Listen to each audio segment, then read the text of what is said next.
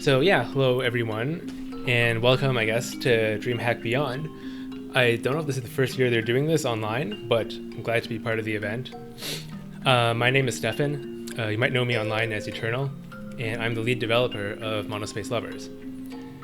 So today, I'm pretty much just going to do a regular playthrough commentary kind of thing. Because it's all live, I'm not planning anything too specific. I was just gonna play through the demo and talk about stuff and hope that we don't run into any bugs. I think we're okay, but we'll see. And later in the week, however, I think I might re-record this and do something that's kind of pre-recorded with like more in-depth commentary. So I'll think about that later. But for now, I'm pretty much just gonna go with the flow. And I assume that some people are gonna be stumbling into this from the Steam page or from the event page or social media or wherever. So in a lot of ways, this is just a way to show you guys what the game looks like and how it plays. It's not just about me talking over the game, obviously. I just want people to see it in action beyond just what's in the trailer, right? So without further ado, I think we're gonna get started.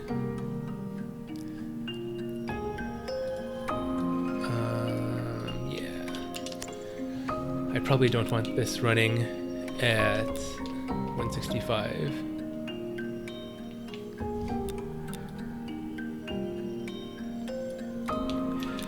If I'm broadcasting at 60 FPS anyway.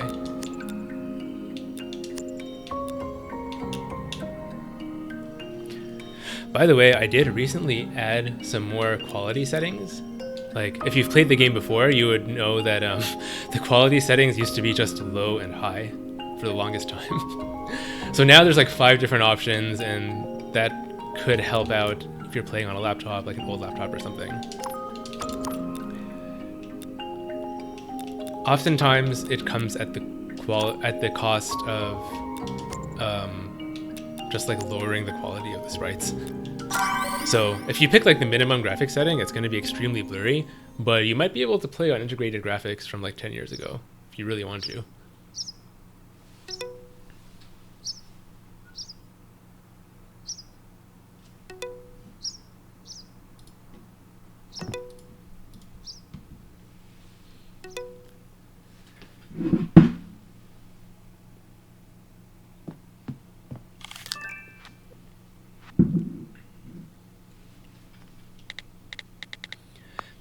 Oh yeah, I think the stream itself is delayed by 6 seconds. I forget if there's a technical reason for that, but I'll keep that in mind.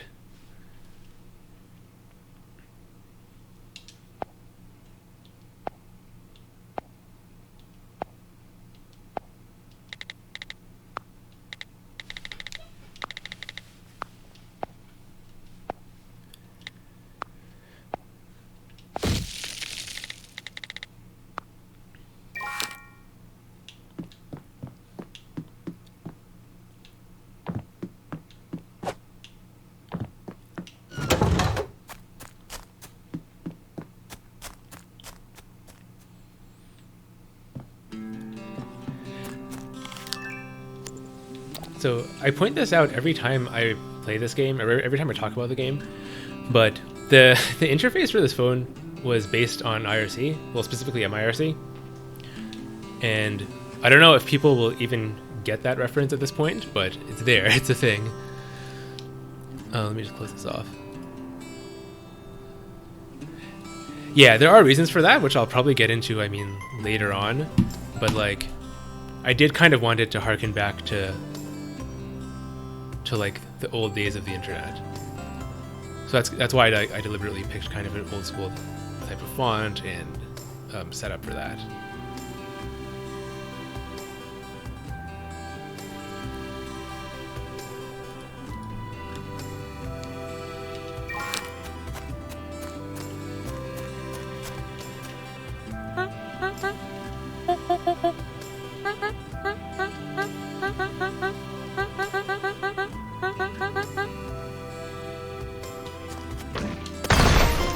So you do actually have the option of exploring town before you do this thing that she wants you to do. which I'm not too sure how many people would do that. I guess I'll find out when I watch more people play the game.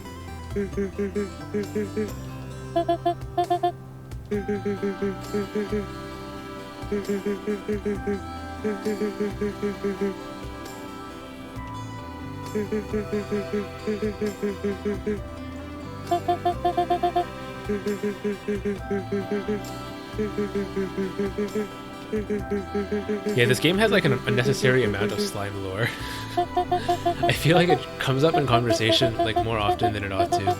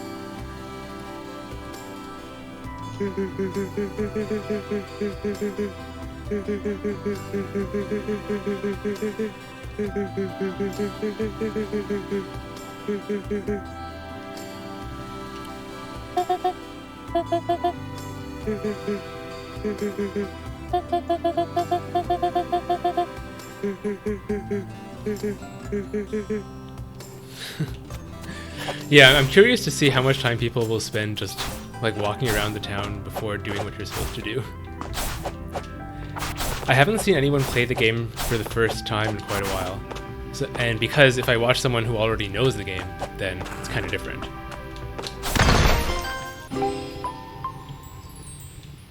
And these little things are like, you know, the collectibles that you're searching for.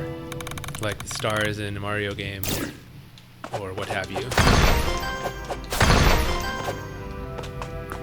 And this coin is just there for no reason, really. Just to make you feel good about collecting something. I mean, it also shows you that the game contains hidden walls and stuff. Not really hidden walls, but more like, you know how that part of that room was blocked by the camera? The camera wasn't allowing you to pan in that direction. Then when you walk past a certain point, then the camera extends a little bit.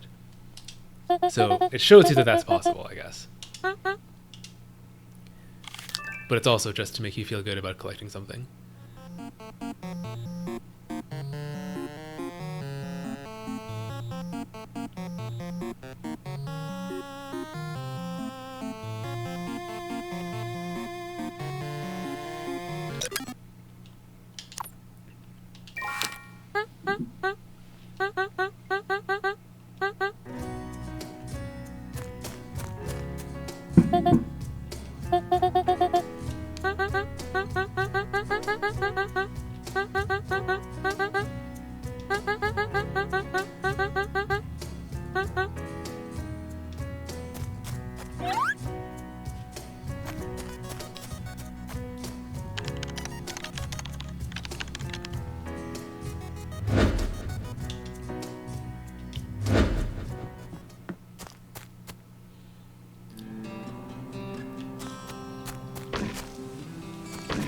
That's the little intro. Oh yeah, these text messages, it's possible to read like while you're hopping around. It's kind of hard to pay attention to where you're going if you're reading, but you could do it like that.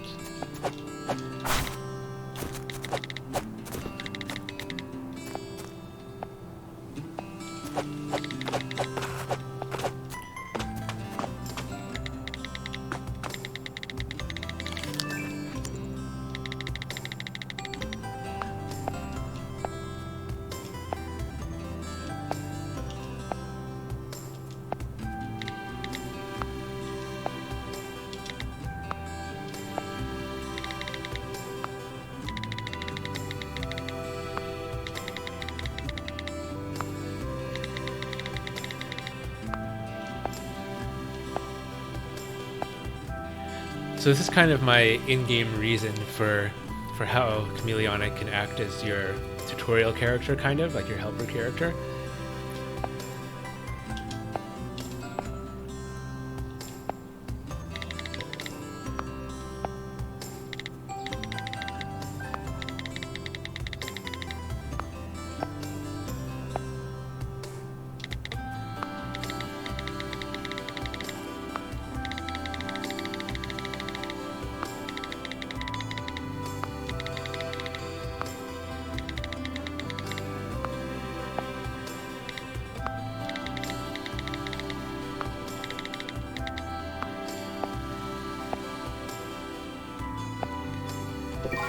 It is an adventure.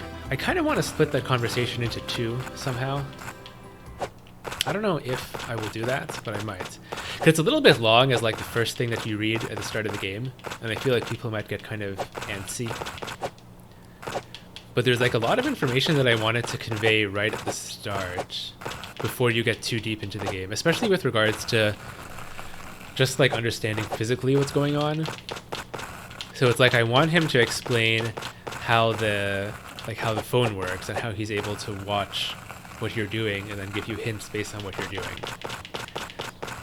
But at the same time, it takes a good few lines to explain that, and people may not want to read that much at the very beginning.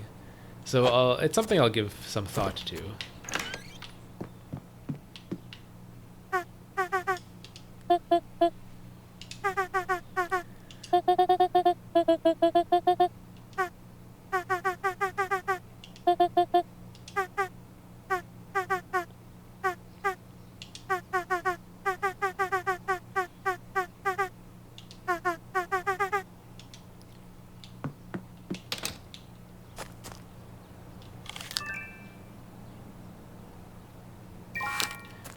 There should be some crickets chirping right about now. I think that sound didn't play for whatever reason.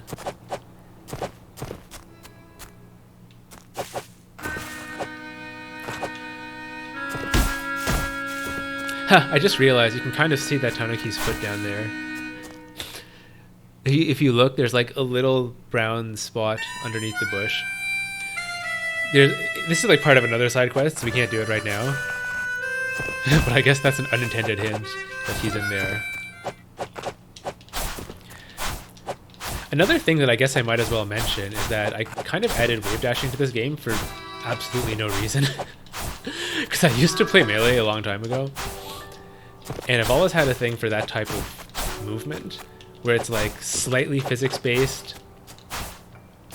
For the most part, the character controller in this game is more similar to Mega Man than anything else.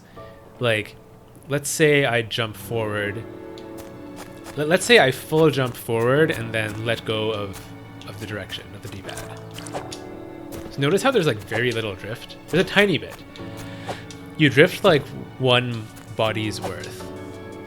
So that, and then obviously the wall jumps, as you've seen, can be chained infinitely. So you can climb anything like this. You can just spam jump and climb it. So stuff like that is very Mega Man style, obviously.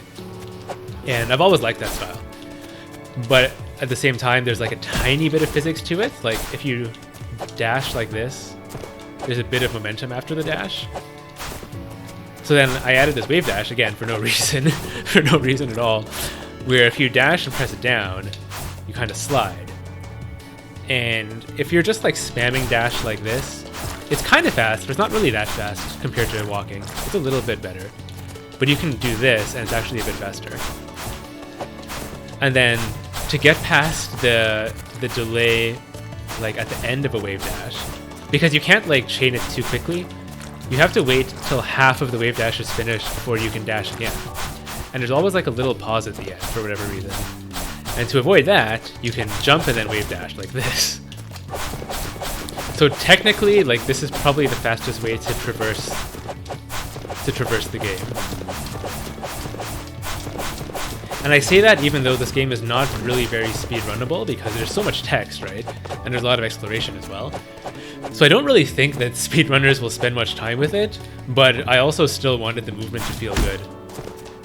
And I think that's kind of partly what makes it interesting to have a game that's kind of RPG-ish, but also a platformer. Because RPGs just require a lot of walking back and forth, right? Like if you think of Undertale or something, you spend a long time walking back and forth. So at least with a platformer, you can make the act of walking a lot more interesting.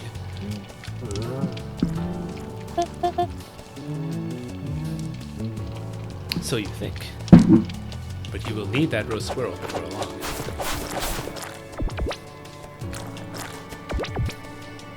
Nobody has ever commented on the fact that these slimes speak with a cipher. Maybe people are used to that by now. Like maybe that's been done too many times. But I like the feeling of it. I like the vibe of it because, you know, normally when you begin a new game, the first area of every like normal video game is just like a tutorial area, you know, and the characters are all there to help you out and stuff.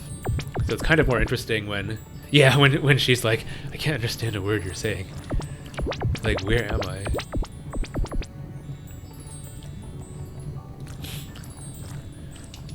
I do think that the thought bubbles perhaps should be a little bit bigger, because I think people don't always notice them.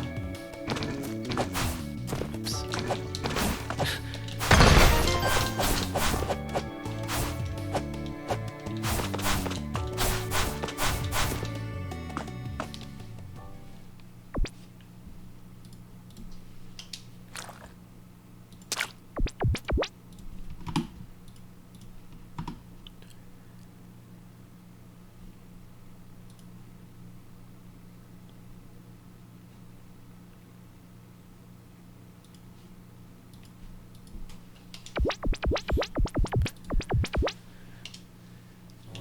Yeah, so that didn't really help you very much.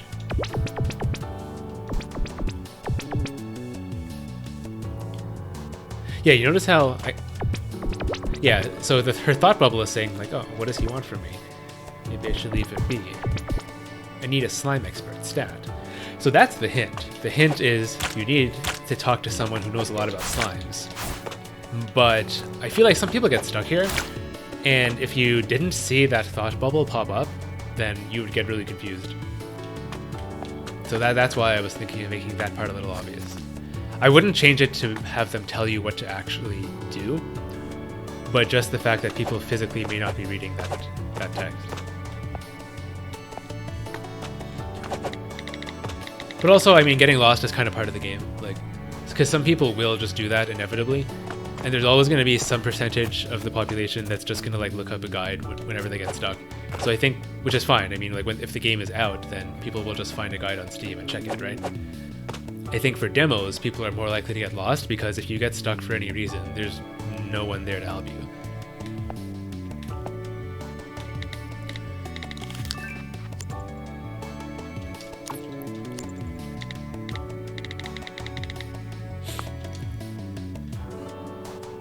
So yeah, there's always kind of a fine line between making things too easy and making things too hard, right?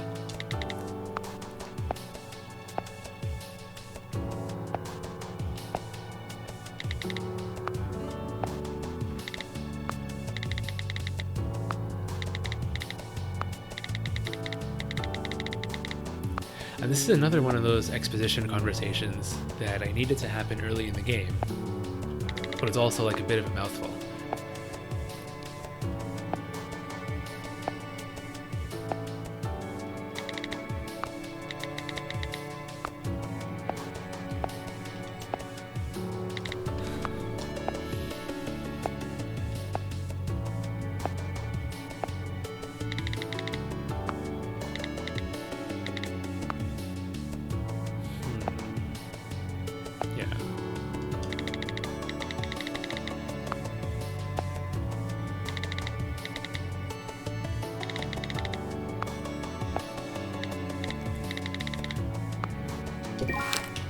So he ended up not being able to help you there.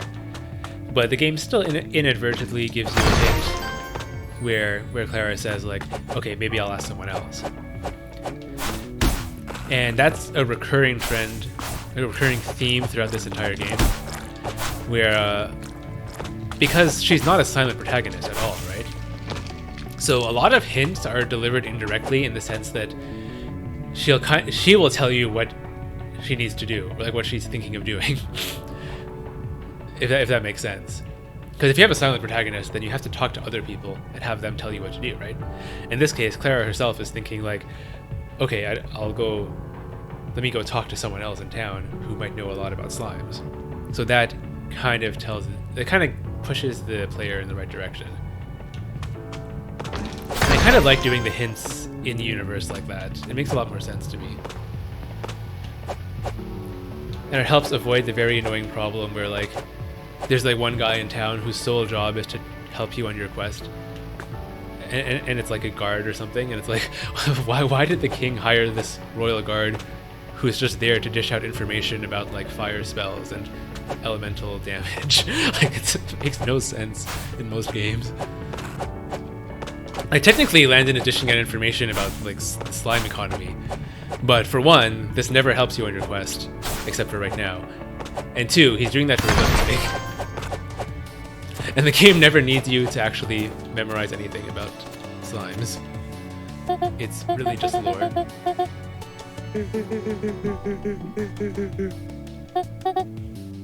This also never happens, unfortunately. It would be interesting if you could get poisoned or like paralyzed or something. But no, you can't.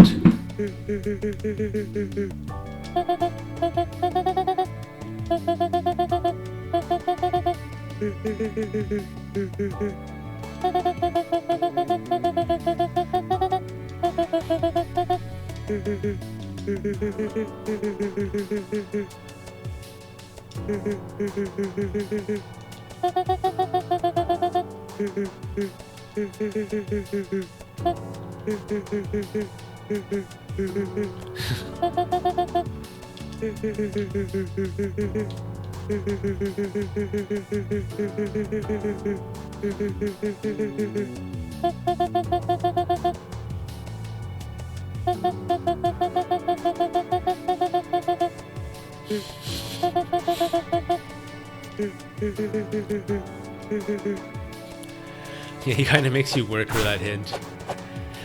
This little segment wasn't always there in the past, but I added it at some point because, for one thing, it forces you to talk to all of the human NPCs in the town. Because there's 3 of them. Catherine is the one who you talk to at the beginning, who ran off to the shrine. And then this quest for you to get to the shrine involves both Landon and Camellia. So it forces you to talk to all 3 of them, and that's kind of a good introduction.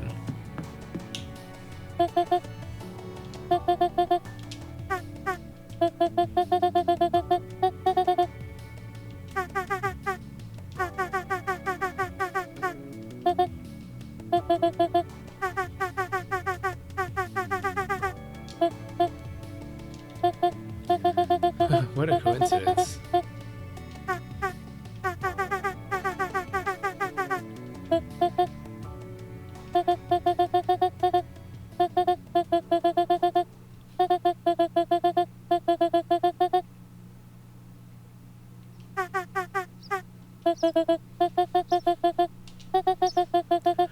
On a completely unrelated note.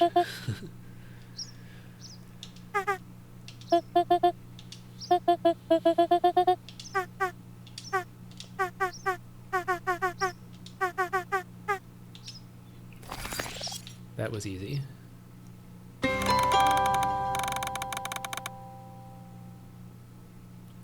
Yeah, you're supposed to think of it like Jello, which is kind of funny. This prompt didn't work properly. I was kind of working on this last night, actually. So there are always a few rough edges with the demo. This is saying X, but I'm playing on gamepad, so this actually refers to the X button on my controller. And it should be showing like a controller icon. But that'll be a quick fix.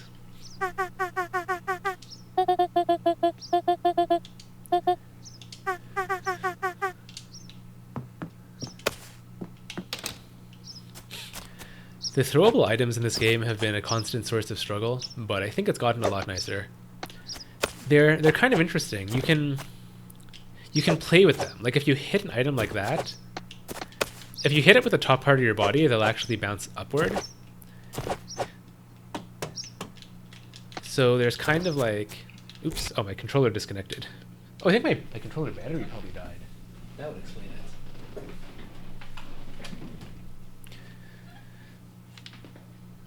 Yeah, so you can kind of play with them.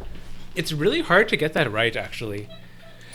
Like, I booted up Mario Sunshine for lack of a better reference to remember how they handled the durians and stuff. And I realized items are just hard to deal with. It's hard to make them not feel funny. But I think it's feeling a lot better than it used to, so I'll see how it goes. I'll see how people react when they play. It's definitely a little tricky because it's like, on one hand, let's say you're running forward and there's, again, thinking of Mario Sunshine, imagine if there's like a banana on the ground. It'd be kind of stupid if Mario couldn't run past a banana. Like, why would that stop him from running? But then it's equally weird if you can like kick a banana around like a soccer ball. You know what I mean? Like, all of the ways of dealing with items are kind of weird. So that has changed so much in the course of development.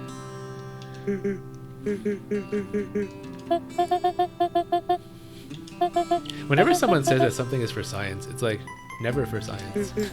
I love how that's become kind of a running joke in the past like 20 years or something.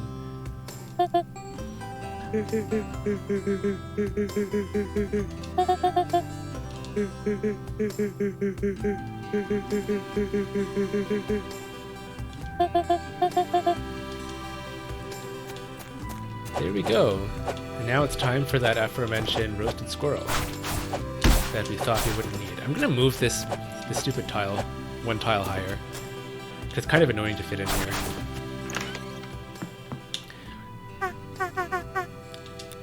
I think I'll take... Yeah, I'll try a tea conversation. There were some bugs with this before. I think it's working right now, so we'll find out. These... Actually, I'll go with a black tea. Kind of interesting. The game has a lot of optional text like this, which is obviously partly just for character development, but also sometimes they provide hints to side quests and stuff like this. Okay, this was the bug that someone told me about, yeah. For some reason, I was not able to get it, like when I was testing before. I feel like it just gets triggered in a really specific situation. So anyway, that conversation obviously didn't work. I'll have to look into that later. I was kind of aware of that one. But anyway, because I picked the black tea just now, if you listen, we have kind of a caffeine high. So there's this heartbeat sound, and you can actually run faster. So I think, yeah, I think all of your movements, like even your dash might be faster. If it isn't, then I'll make it faster because I want it to be. Definitely your run speed is faster. I don't think it's practically useful for speedrunning because you lose so much time in talking to her that I don't think you would gain the time back just from the caffeine boost. But I think it's kind of... Oops, sorry, I shouldn't have skipped that. I think it's kind of a fun Easter egg, though.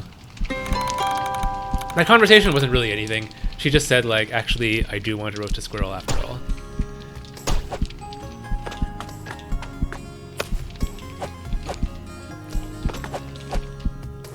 I missed.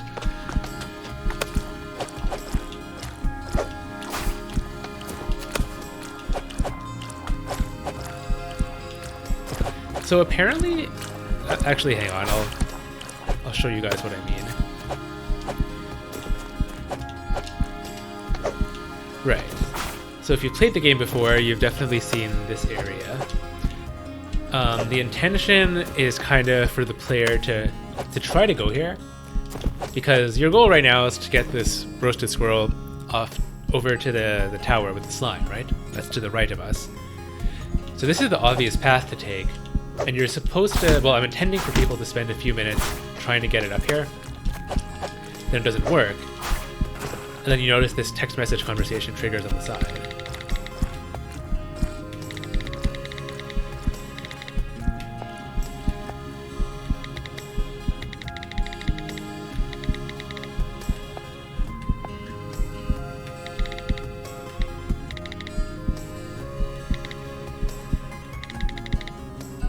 And then she basically tells you, she gives you the hint of, no, you're supposed to be using the caves because you can't do this.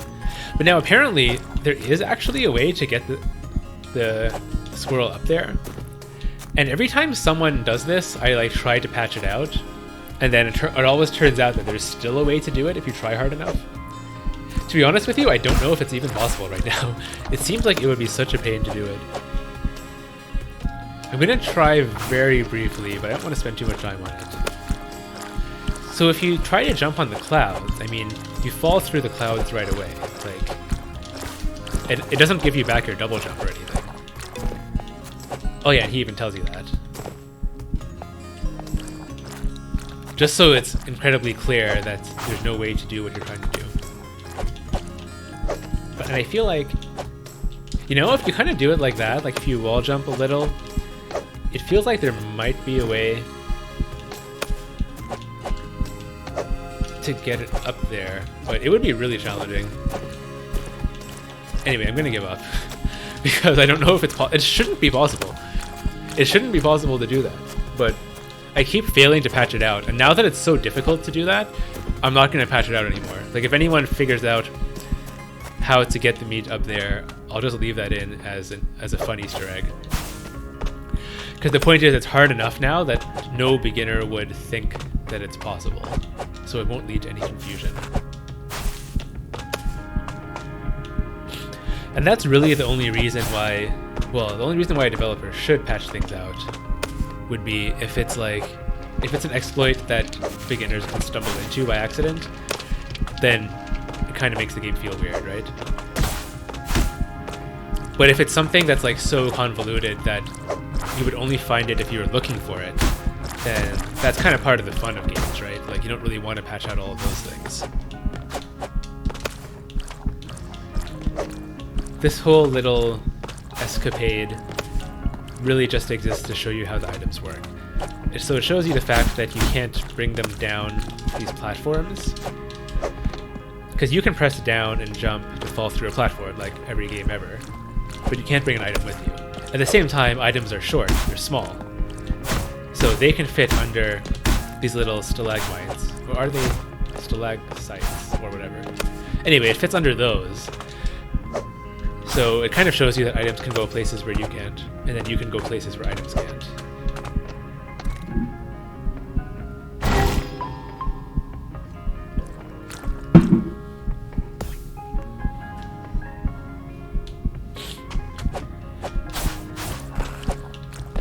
Yeah, if you sacrifice your squirrel to press that button, you have to go get a new one.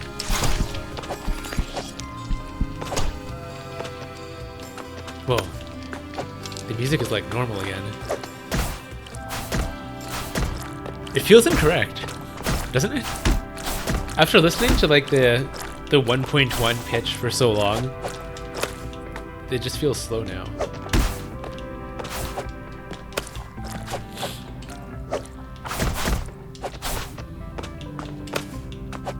Okay, actually, wait a minute. Okay, I'll leave the squirrel out there. But now I'll play through this little mini game. I'll play it once slowly just to talk about it. Maybe this camera moves too quickly. It's a little jerky at the bottom right, but I couldn't find an easy way to fix that. So basically you have to dash through these things to activate them. And supposedly this one is like really hard for being at the beginning of the game. One thing I do want to work on is the camera to make it a bit more clear. But I don't think I'm going to change the timing, to be honest with you. Like, it used to be harder, and now I added like a second or two. So it's pretty lenient. Because what I just did was like, I had about a second to spare there. I could have cleared it, and I wasn't being particularly fast. So I think I'm going to leave the timing as it is. But I want to change the camera because, yeah, like when you dash down through here, like you can't really see what's coming next. So I don't know how I'm gonna do it, but that's like the only thing I really want to change, because you have to kind of memorize it in the sense that you dash down and then you hit this and go that way.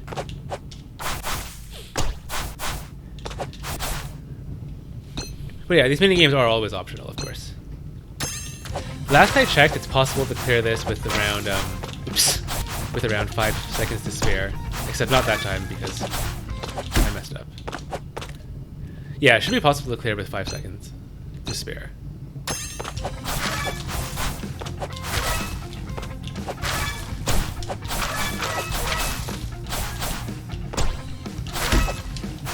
Yeah, see, even if you mess up sometimes, it doesn't matter that much.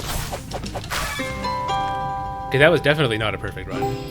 And there were 4 seconds on the clock.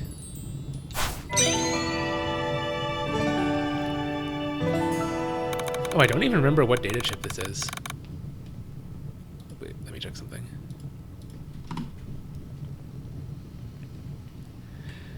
Yeah, this is another thing that I need to double check based on watching people play the game.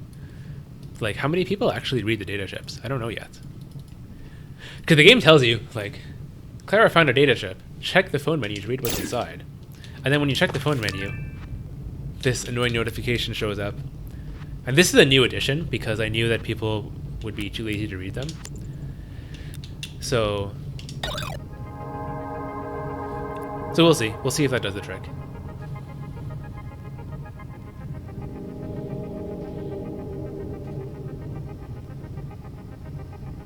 I really like the music for these.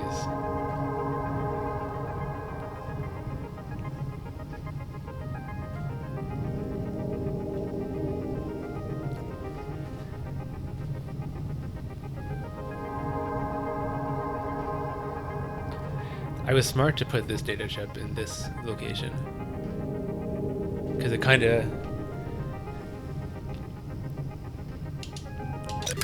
I wouldn't even go as far as to say it's like plot relevant because the chips it's kind of complicated, but it sets a different mood. It kind of reminds you that there's stuff going on. And yeah, every data chip is followed by a text message conversation, so it's actually pretty important to check all of them.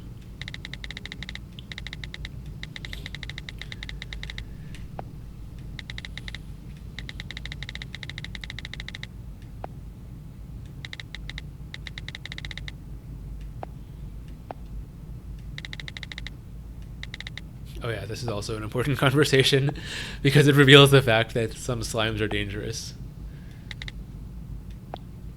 See, like I said, slime lore, it comes up in conversation like an unnecessary amount of times.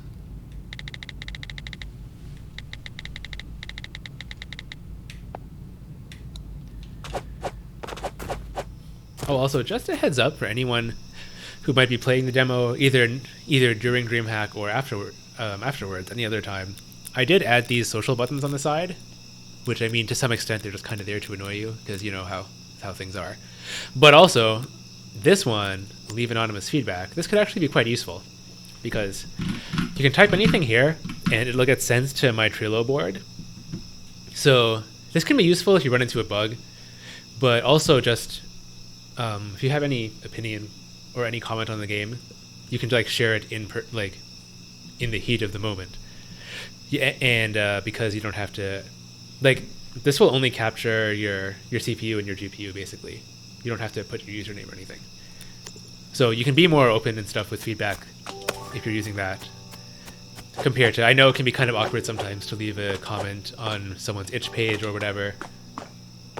But yeah, definitely we welcome all feedback.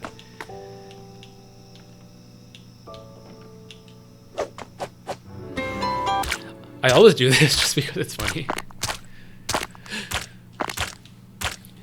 It doesn't actually break anything, so I feel like there's no point in patching it out.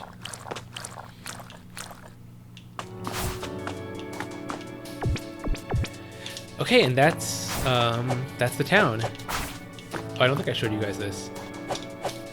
Oops. Yeah, there's that annoying coin just out of reach.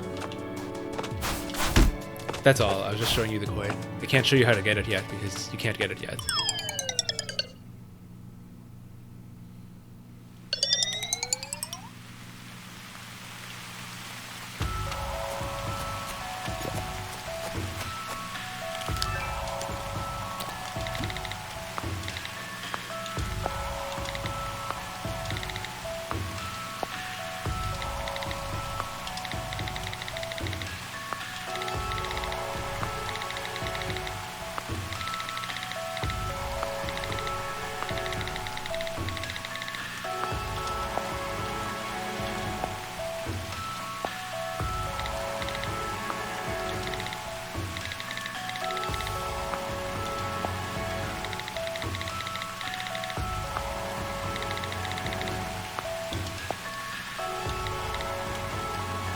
Oh yeah, this is the first time that comes up in conversation.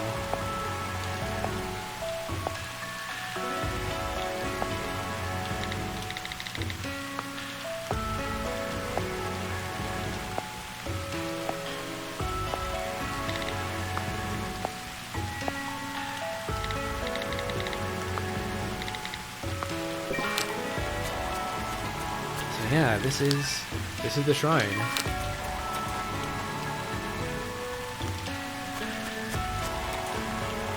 Tanuki the Great should make a cameo appearance at some point. This is like a Bioshock tier hint, you know? But it's the beginning of the game, and there are plenty of difficult things in the game, so I don't mind being a little obvious sometimes.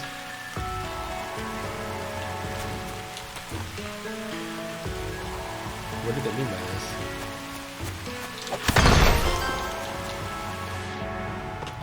And finally, you can die.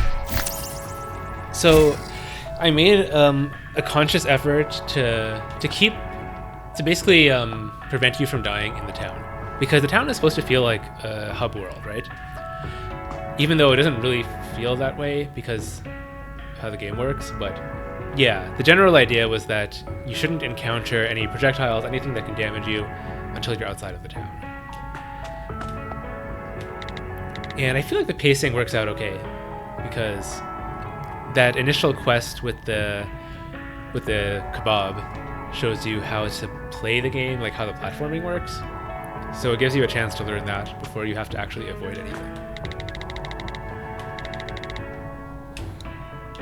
And this is the classic canonical conversation about your character dying, which is always like, what do they mean by this?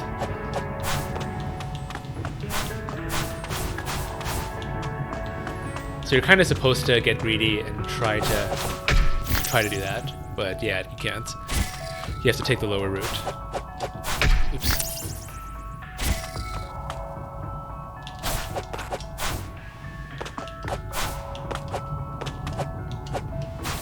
And this, yeah.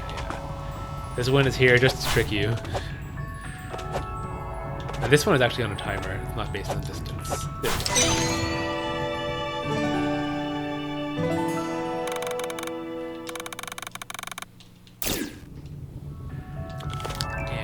What was this one? Okay, right.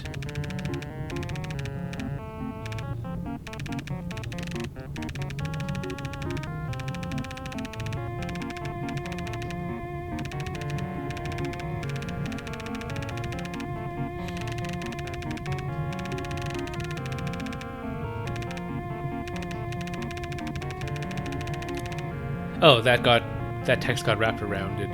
Oops, I'll have to change that later.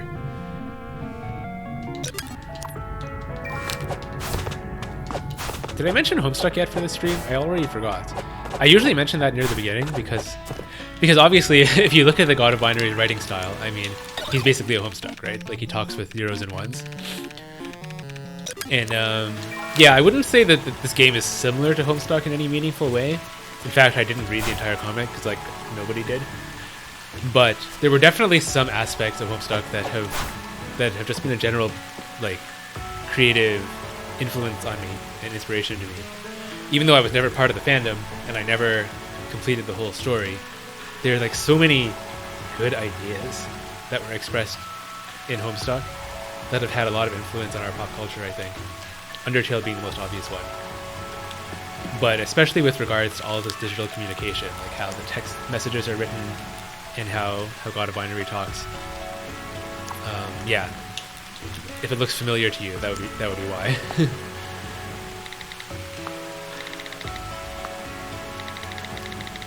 And another thing that I think it did really well was that how like each character in Homestuck has their own unique typing style, and I like that a lot because it's so realistic. Like that's how people type in real life, right? At least that's how I type.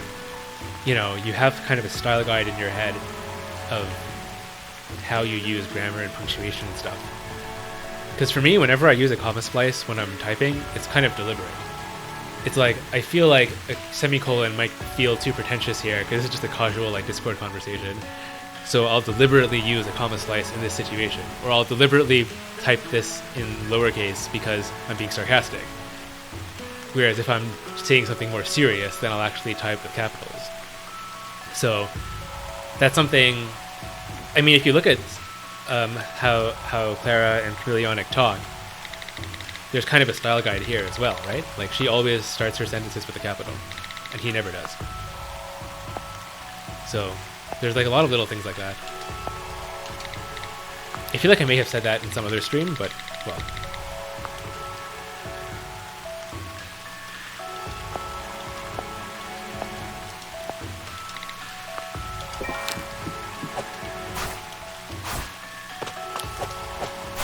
Unfortunately, there's no treasure for you up here.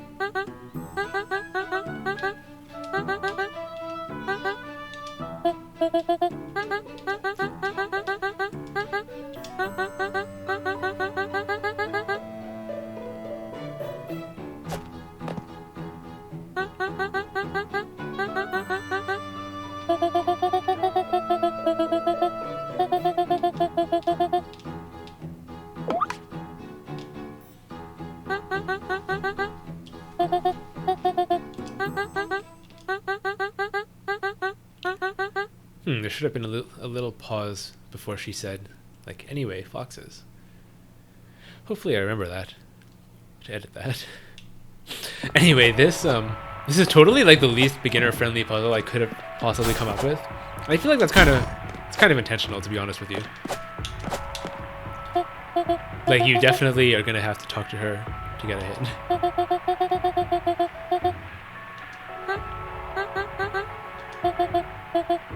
Like, some people would just pull out their phone and Google the answer right away, but I feel like in a lot of ways you're gonna have to talk to her.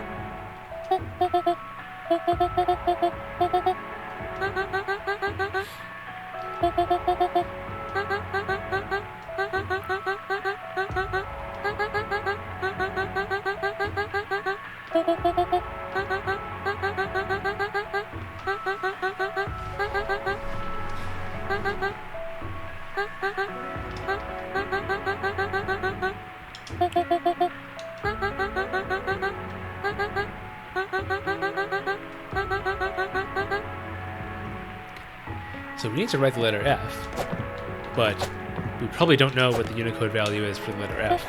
Now, do we?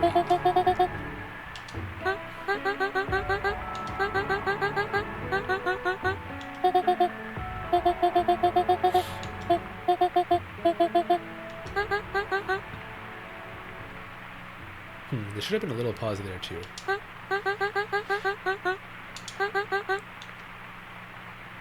Okay, so now we know we're adding up to 102, but presumably most people still wouldn't know what to do, and that's kind of part of the plan.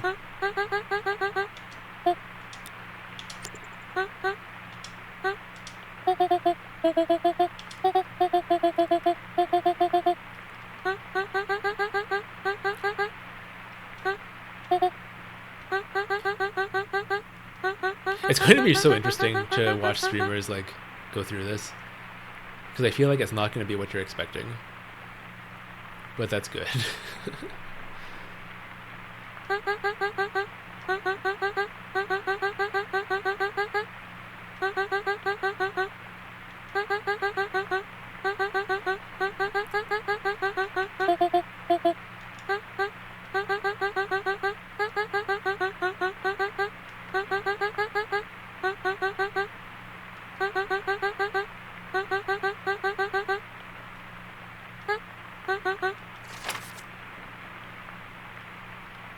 Yeah, she kind of draws this little thing to help you out. Explaining it by text is kind of confusing, but I feel like this hopefully won't confuse people.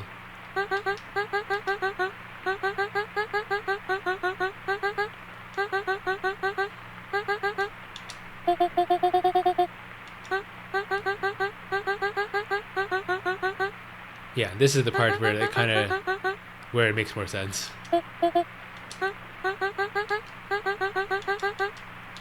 Because now, at the very least, we know that this one is going to be 64. And we want it to get to 102, right? Of course I know the answer, but I mean, you know. So 64 plus 32.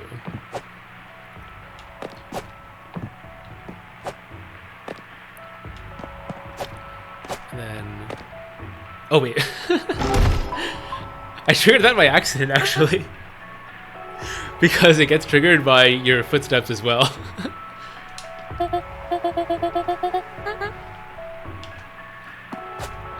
But yeah, because you would have been at 106. Sorry, 96. So this would be 4. So adding up to 100. And then this would get you to 102. And this would have been like 103. Now this... Actually, hang on. I'll say that after.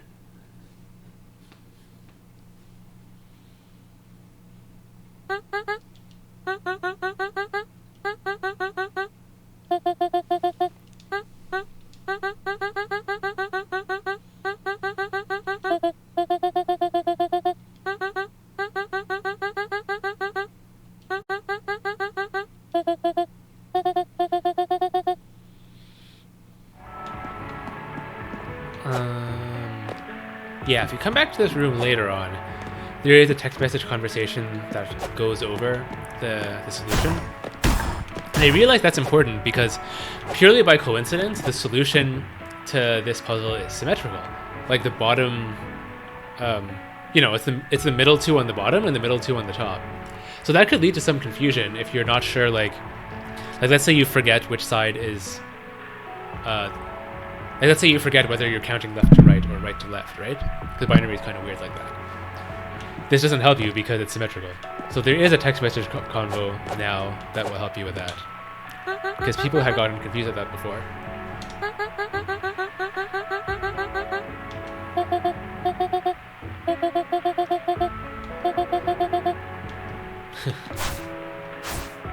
Actually, you could skip ahead. There's not much point because then you'll get to this part and you'll be like, what do I do? But yeah, the game does take that into account. Hey, why didn't that work? That was interesting. I've actually never encountered that bug before. I was able to dash into the button without activating it.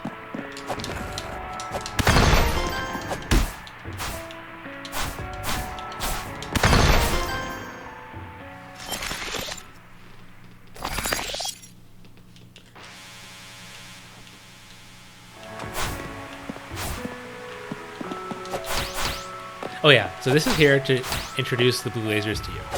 So the blue projectiles you can dash through. Oops. You can dash through them. You have invincibility. Like that. And you obviously can't get... Like, this one never turns off, so there's no way of getting through it without learning that mechanic.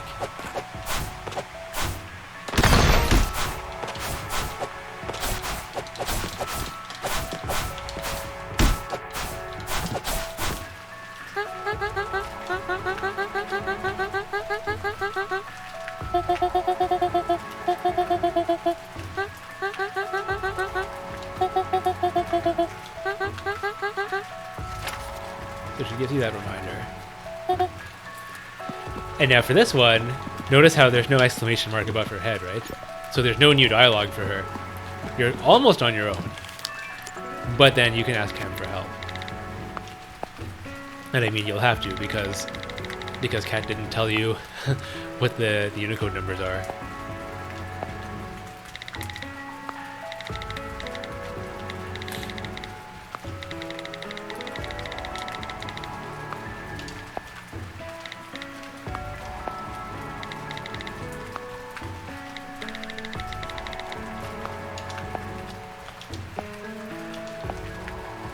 That was easy.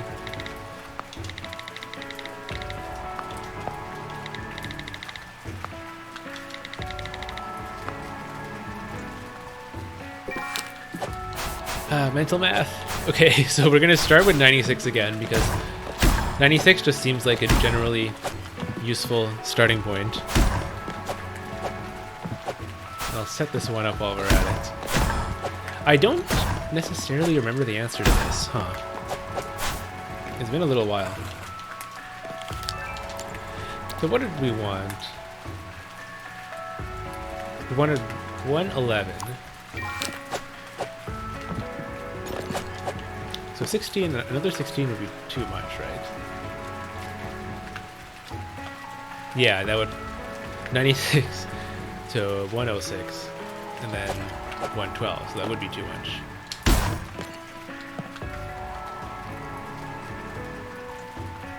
This should be 104. Yeah. And then 108 and 110 and then 111. Yeah, I recognize the pattern. This used to be significantly harder because there were no hints, but as you can see, this one just came up. So this like makes it actually doable. Otherwise, you really would need a calculator.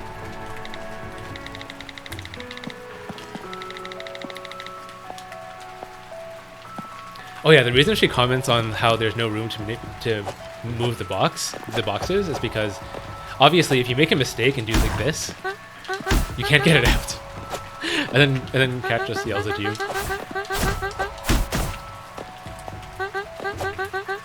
Anyway, yeah, Cam basically acts as your in-game calculator for this puzzle. So as I had just said, I had gotten up to 110 here, and this would make it 111. And yeah, he tells us we're at 96 on the right. So yeah, without that, it would be such a pain. Hang on. Did I want that? That would put me at 112. Yeah, and then I wanted... What did I want? 120. Yeah, so 112, and then this one should be 120.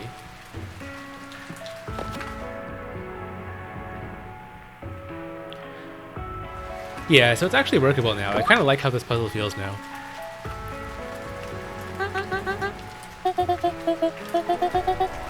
It used to be such a pain.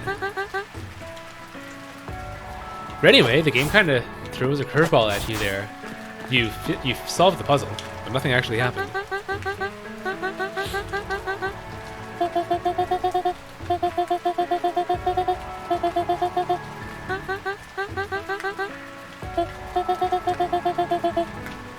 Hint, hint, maybe you should take a look around. So then people will probably go up here, and then you see this suspiciously, you know, this fox is just chilling here. Which is very suspicious, but also not really helpful.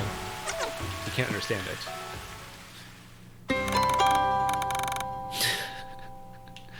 Yeah, at some point I had added flavor text to all the items in this game. Sometimes it's essential because some of the items are just visually kind of weird. Like you wouldn't know what they are unless the game tells you. But then that also meant I had to explain like what is a rock. So you can go here, and there's kind of nothing. But then you can go, wait. You can go over it as sort of an Easter egg. But this won't even be what you're looking for. It's just an Easter egg. And it's a coin. And then you can see the terminal room. And you're like, well, okay, that's interesting. But it's simply foreshadowing what you're going to do in the next 20 minutes.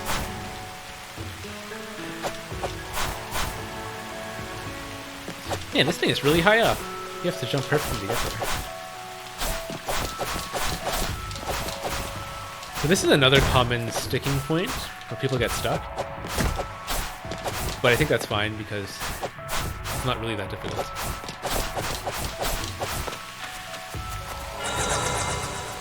What I did do was add a text message conversation here.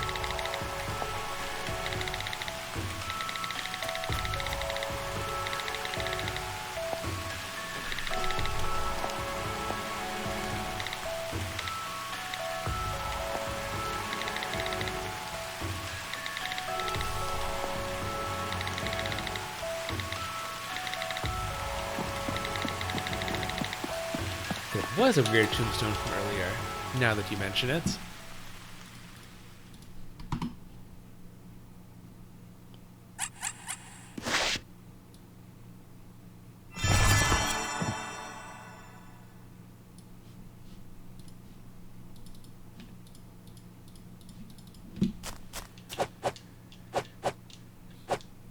It's actually kind of cool how this silences the rain as well. I don't remember if that was intentional or not, but it's kind of cool.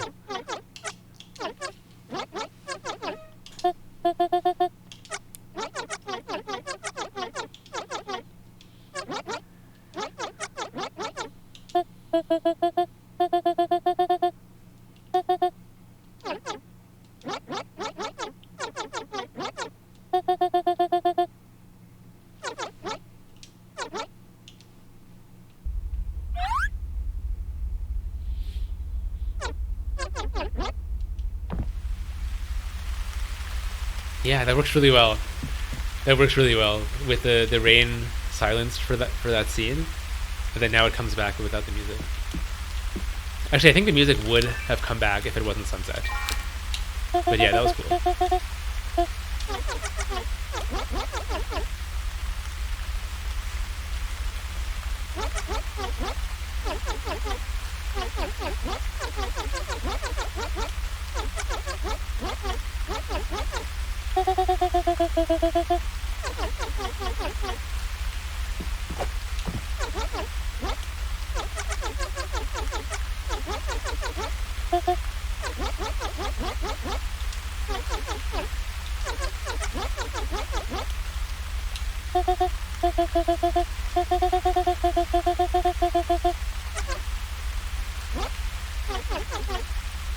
Of course.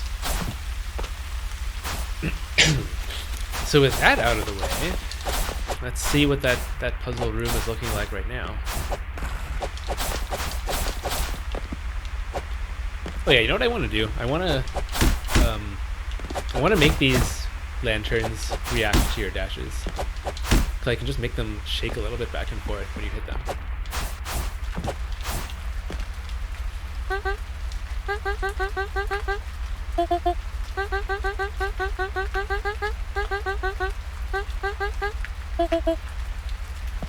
So now she throws you off the deep end again by not actually telling you what to do. But I think she'll explain it.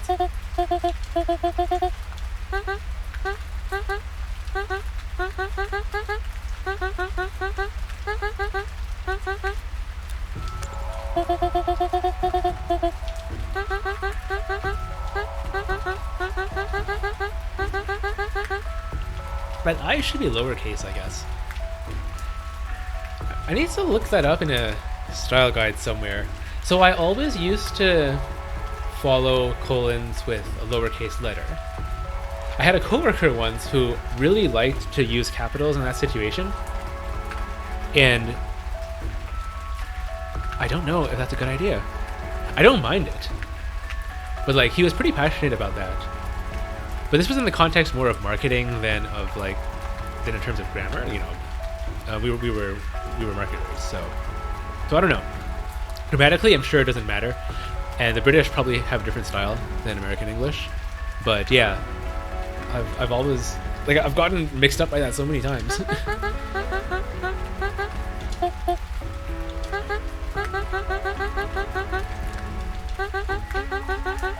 So now she explains to you how to count in hex, which is going to be more confusing than the previous thing we just did.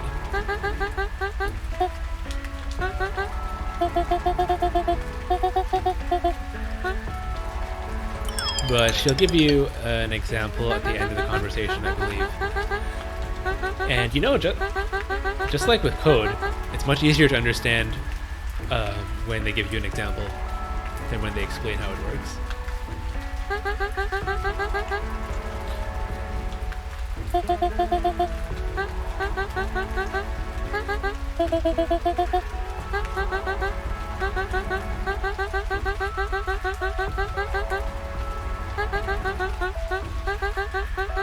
Where do you even find meatballs in this town?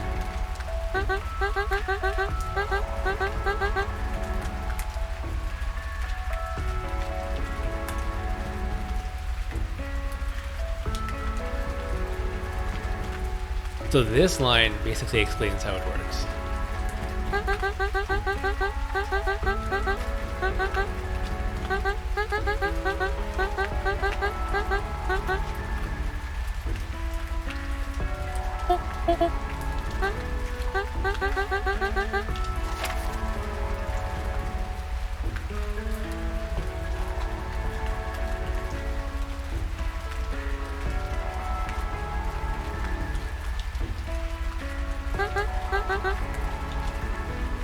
So that should be straightforward, I think.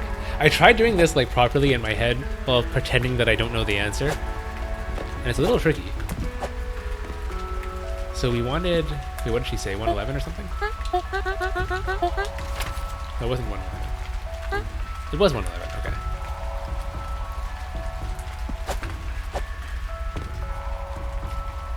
So how many sets do we even need? Oh yeah, and Cam can act as your calculator again. So 4 sets would give us 64, but we need to go even higher than that. Is it like 7 or 8 or something? I'm actually not sure. Let me try 8.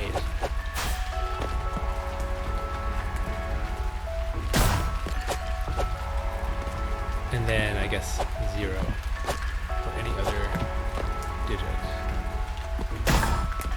Will that work? I wonder. This puzzle actually gets kind of weird because the order in which you press them would make a difference. Like if the value is 08 rather than 80. So I can't actually quite remember how this was, like, how it calculates it.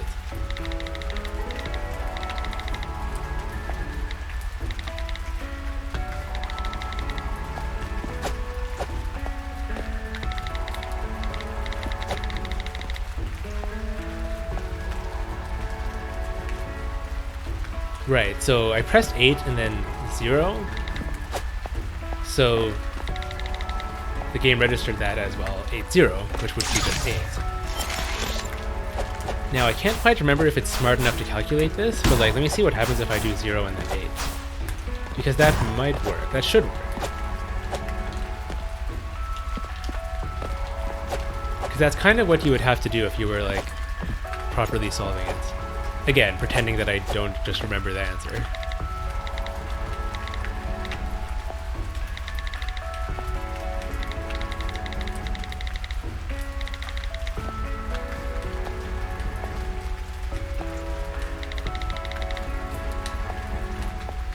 Okay, so that still didn't work. I'll have to double check how I'm doing that then, how I'm calculating that.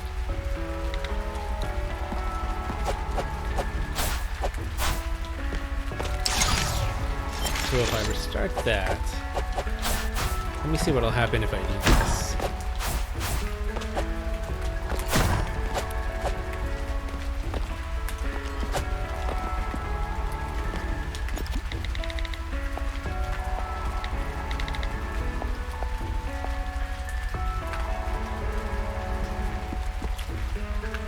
Right.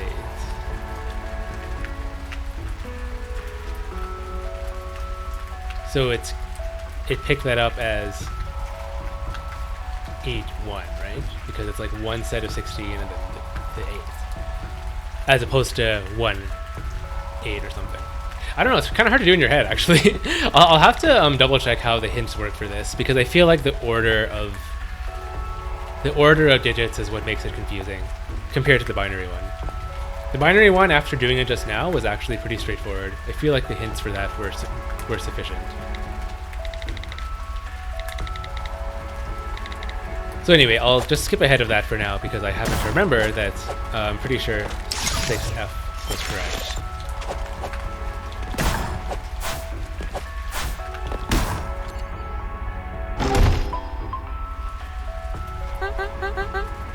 What I should probably have him do is just add it up both ways, I guess. Would that be doable? Or no, I can have him read out whatever order of numbers like the game is detecting. So whether the game is detecting like 8-1 or 1-8 or something, I can just have it say that. So then there's less guesswork.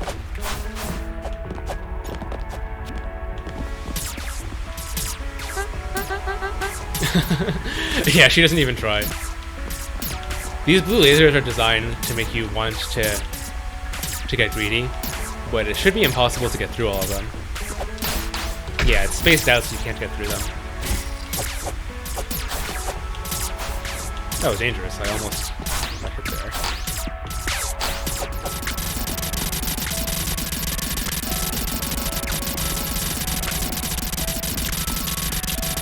That prompt again is not quite working. It should be showing like a picture of the left trigger rather than the word left trigger.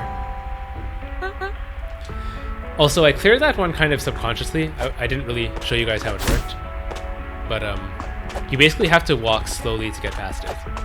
If you try to brute force through it, then they should just block you.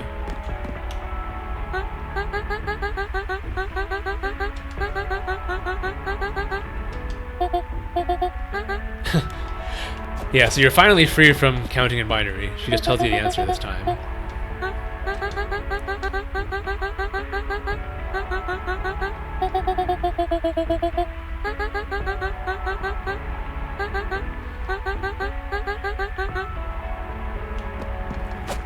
Someone told me that there was some kind of bug here, that they were able to activate this without getting the rock. I don't know how they did it. Wait, I wonder if you press this and then fast fall? No. I don't know how they did it. That one's going to be a mystery for the ages.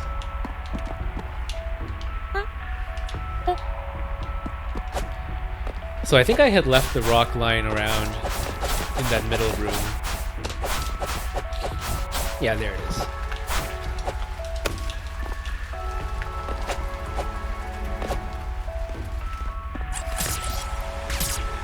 So this prank actually shows up for the funniest reason, because originally there was a bug where this room was reactivating itself after it was already cleared, and after watching a playtester get stuck here, I realized, hang on, that's actually kind of funny.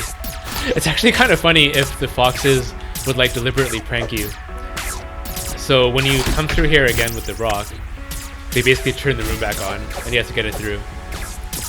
The advantage to that is that it kind of shows you some more item mechanics. It shows you the fact that items are immune to projectiles. And it shows you that the logistics of getting through one of these rooms with an item in your hand is a little bit different. And this is what I was trying to explain earlier, where if you try to run ahead, there's no way to brute force your way through this. But if you stop here, you realize that you're actually safe. And that the two cannons only move when you move. So all you have to do is just move slowly. There we go.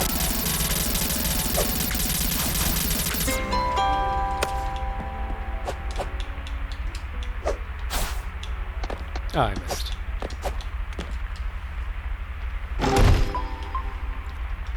Man, that is quite a dungeon, isn't it?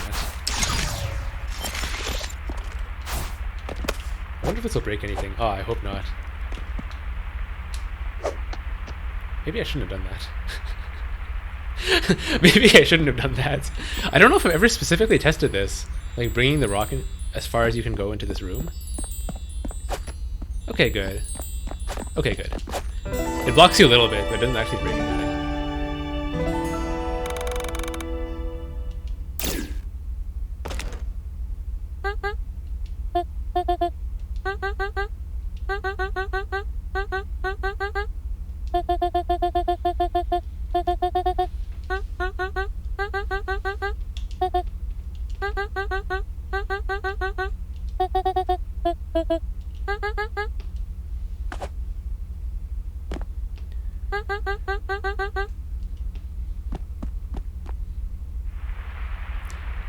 So after coming all this way, she steals your treasure.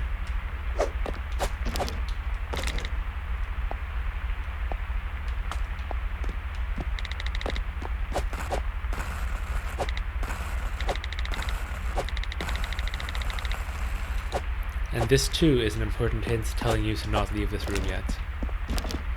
Because there's this rather suspicious pedestal that kind of creaks when you touch it.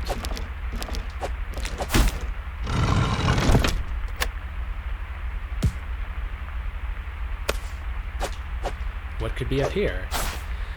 Maybe it's that terminal we saw earlier.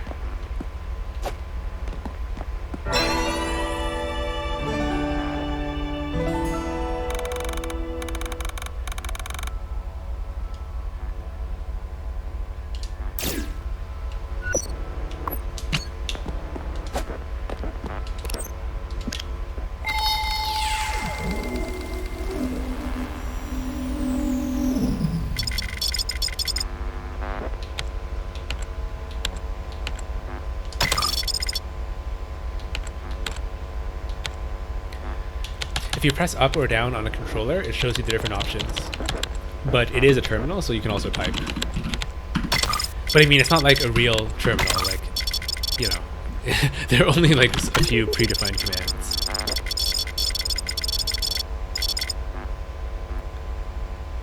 So if you try to do this, it won't work.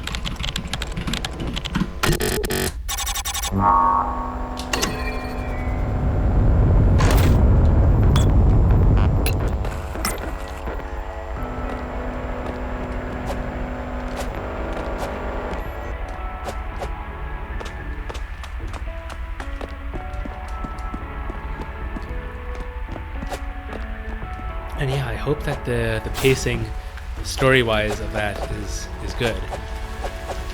Because I feel like that terminal shows up at just the right time. Where from the beginning of the game introduces a lot of kind of meta ideas. I mean, the first thing you see in the game is a phone, right?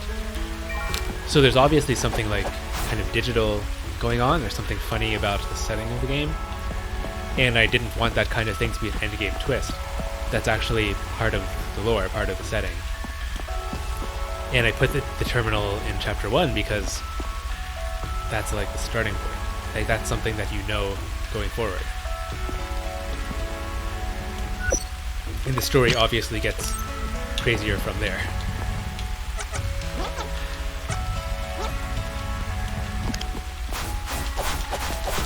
So with the earphones, we now have the ability to translate what these various people are saying.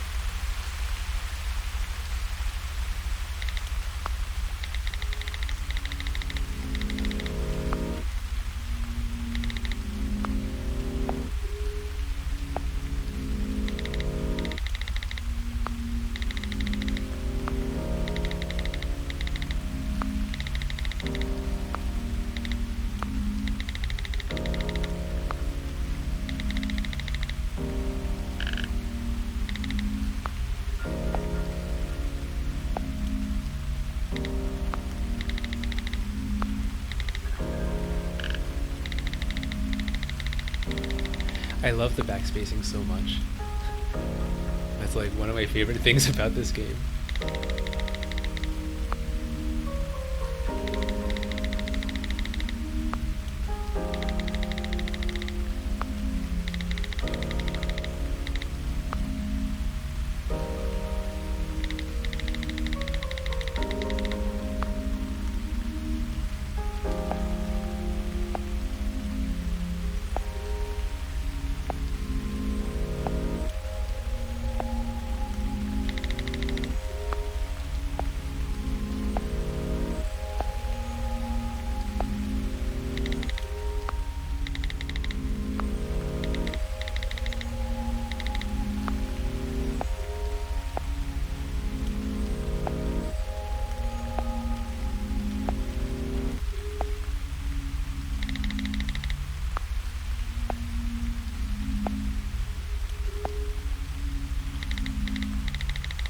There are a lot of little things in the text that I want to like edit and rephrase in the future, but haven't really gotten around to doing that. The thing is that when I focus on the story stuff, I kind of want to do more of it at once, if that makes sense. Because instead of looking at conversations in a vacuum, it's like you want to read through a whole bunch at once. So that's why I haven't really done it in a while.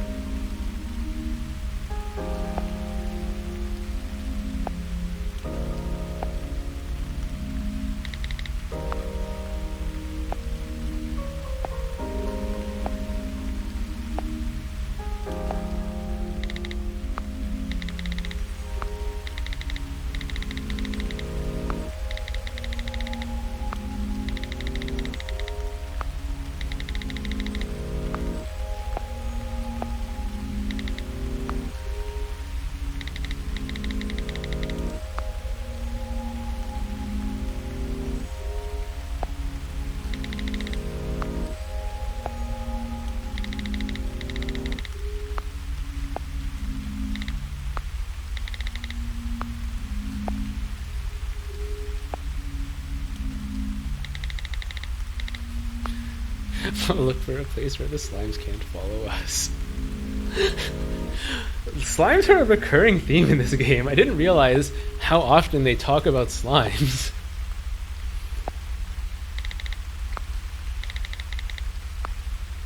It's like it's almost supposed to sound dramatic, but then you think about it and it's really not very dramatic at all.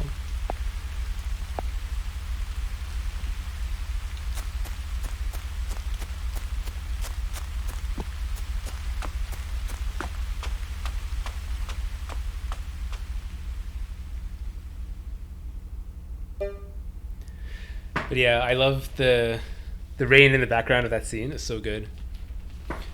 And the slow fade to conclude the demo. So as this says, technically that's the end of the demo.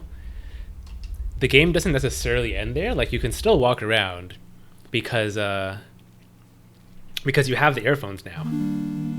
So you can talk to the slimes and translate what they're saying and stuff like that.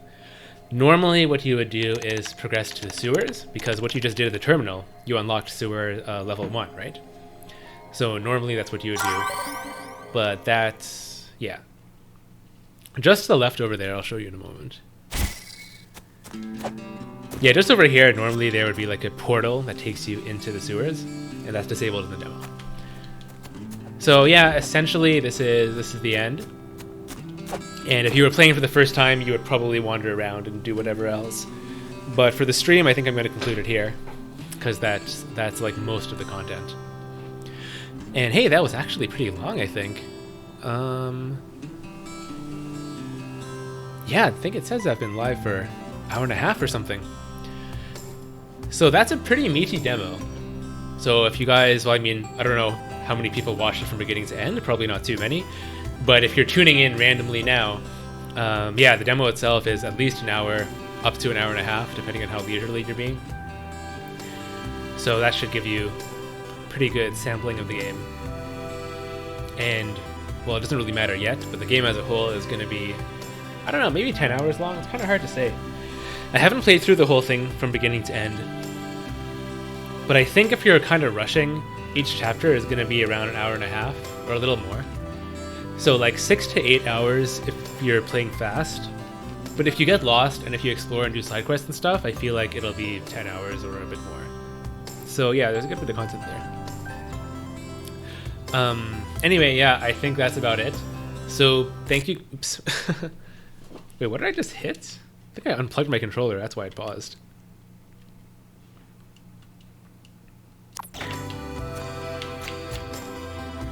Does that pop up?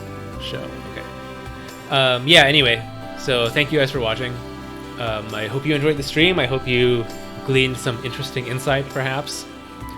And as I had mentioned at the beginning of this, I might record another kind of like a pre-recorded stream with some more focused commentary. I'm not really sure if I'll do that yet, but we'll see how it goes. And yeah, if you're watching this at DreamHack, then definitely check out the other games. There's like a whole bunch of, you know, random stuff on the event page. So yeah, feel free to check that out. And I think all of our social links ought to be on like the sidebar of this stream, I think. Depends on where you're watching it, but basically you can find links to like our Discord, this thing, and whatever else. So you know where to follow us. Don't be shy to leave feedback or to just join the Discord and come say hi. And yeah, if you get a chance to play the demo, definitely let me know what you think. I've made many changes based on feedback, even just from like 1 or 2 people. So your suggestions do actually make a difference. And yeah, I guess that's about it. I think I'll be signing off for now. So thank you guys for watching. I'll talk to you later.